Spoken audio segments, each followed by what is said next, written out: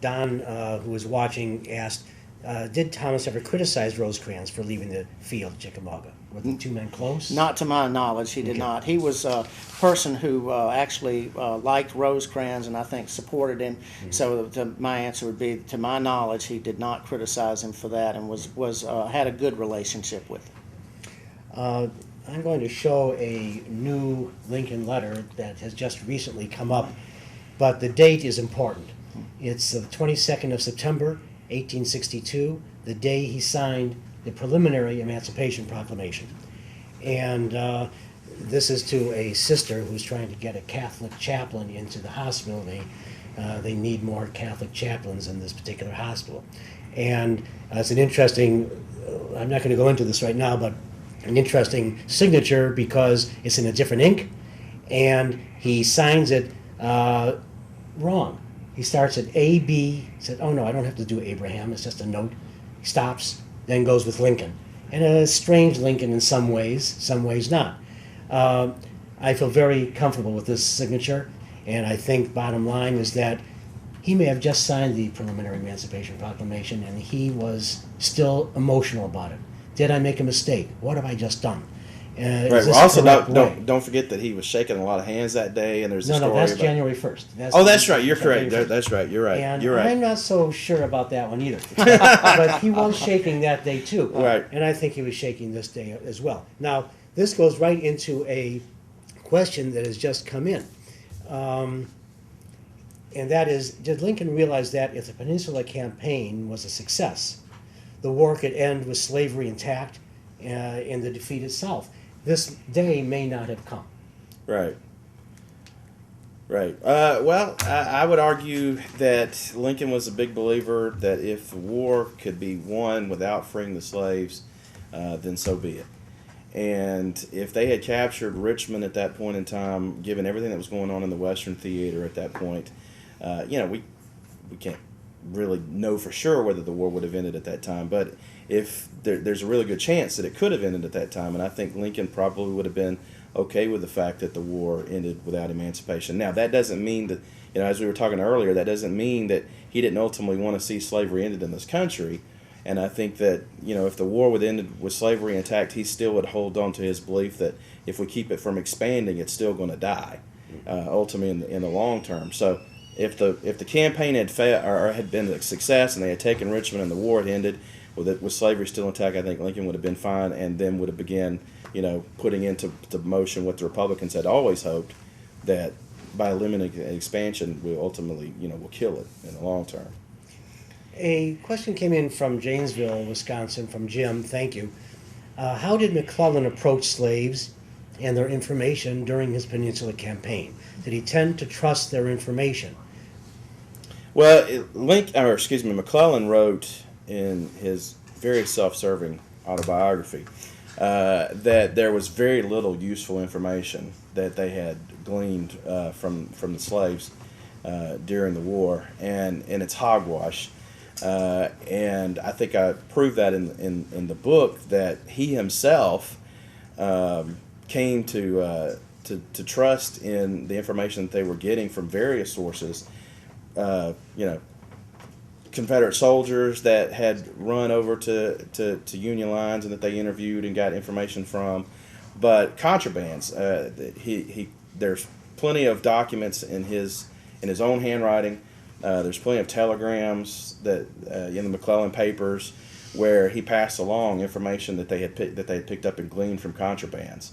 So, and probably the biggest one that I talk about in the book is before General Lee started his attack on the Union right, which at this point in time was north of the Chickahominy River, Fitzjohn Porter's Corps, that McClellan correctly interpreted that his Fifth Corps was about to be attacked, and it was largely gleaned from information they had gotten from runaway slaves. So at the time, he, accepted the word that we were getting from these contrabands, and he used it to help prepare a defense north of the Chickahominy River. But after the war, and in his very self-serving memoirs, he wrote that we didn't get anything, from slaves that was useful. This is a guy who believed that the war had turned into something that he didn't want it to be, And there are many things that he says in his autobiography that's hogwash in a lot of ways, and that's just one of them. Well, Thomas also, you're right, had his problems with intelligence and the use of intelligence.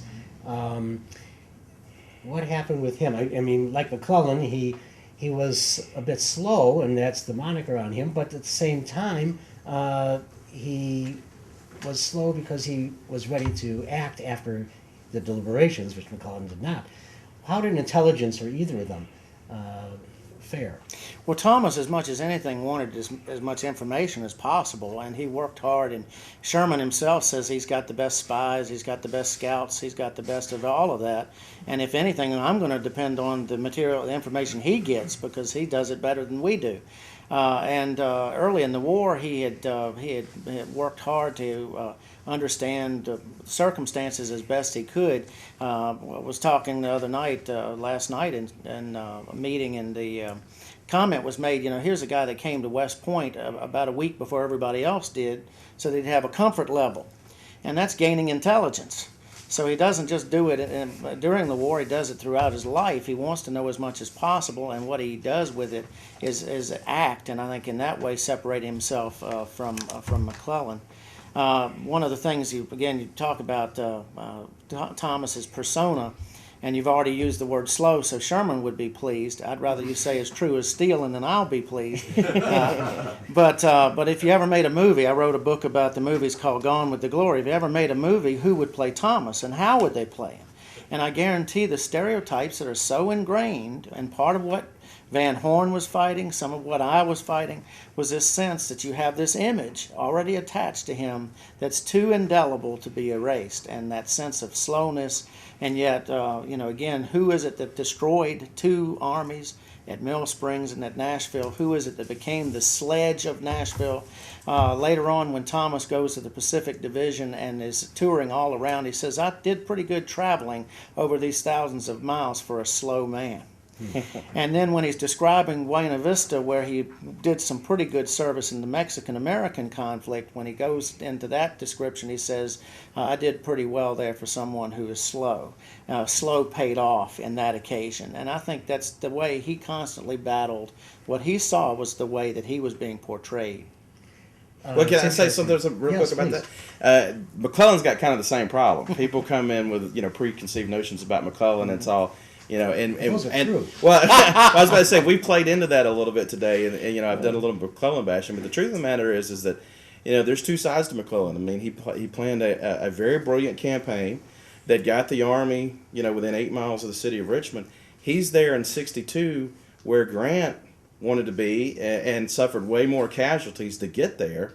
At the end of the war. So there's two sides of McClellan, and I've done a lot of bashing of him. I want to go put the gloves on. I've always felt, Frank, personally, that the war may not have been won without McClellan in his organization. He certainly put that army together. He would have been a good general-in-chief, I think. Yeah. He just didn't have the nerve, in combat to put things into motion, and to get rattled when things didn't go. I think he was political as well. He was fearful that he wouldn't be elected emperor if something changed later on. I'm going to put the two of you to signing a few books while I thank just some of you who have already purchased books, and I thank you, and maybe you're listening right now. Matt in Philo, Illinois, Charles in Santa Ana, California, Doug in Louisville, Daniel in Mount Juliet, Tennessee, Todd in Des Moines, Helen May in Bell, California. Thank you, Helen. We've been with us before. Jerry in Clark Summit, Pennsylvania. Mike in Williamsburg. Brian in Dorset, Vermont. Grant in Reston, Virginia. Don in Denver. Robert in Richmond. Maurice in Louisville. I think Ski in Springfield, Ohio. Daniel in Evergreen Park. Come on in, Daniel. We have chairs here for you. Jim in Brown Deer, Wisconsin. Richard in Chicago. Dan in Downers Grove. Bill in Bel Air, Maryland. Pat in Burlingame, Iowa. Those are just some of the people who have purchased books, and we thank you for helping us by having the publishers bring in authors like this, because it takes purchase of books for them to bring people in. I want to tell you about some of the upcoming virtual book signings. Friday, April 27th, we're going to be at the Union League Club in Chicago with Michael Burlingame and Robert Shaw with their joint book, Abraham Lincoln Traveled This Way, a photographic work with that also has maybe close to poetry from Burlingame explaining what those photographs are. They will be with us the next day, Saturday, April 28th at noon for a virtual book signing. In May, on Saturday, May 12th at noon, Jason Emerson, long awaited, will be here with his A Giant in His Own Right, which is a first really full biography of Robert Todd Lincoln. And Kenneth Winkle will be in again with Abraham and Mary Lincoln. We hope you'll join us on April 28th and May 12th. In the future, we'll have Jeff Shara and Tim Smith on the Shiloh and Corinth books, Ken Levin on the Battle of the Crater, Al Downey and Guy Fraker are going to come in on legal histories. A great deal of Lincoln will be in that as well. We haven't had a chance to get to all the questions we would have liked, or even all the questions from all of you. And So they'll just have to buy our well, book. that's exactly what I was going to say. You're going to have to buy the books to read some of that because we do have another author coming up, Mark Fiji, and I hope you'll wait with that. So again, I want to thank both of our authors today, Brian Wills and Glenn Brasher, for being in here and helping us understand a bit more of our own history. So thank you. Thank you for joining us. And I thank the staff of Abraham Lincoln Bookshop who make this happen, and all of you who have come in today as well. Thank you.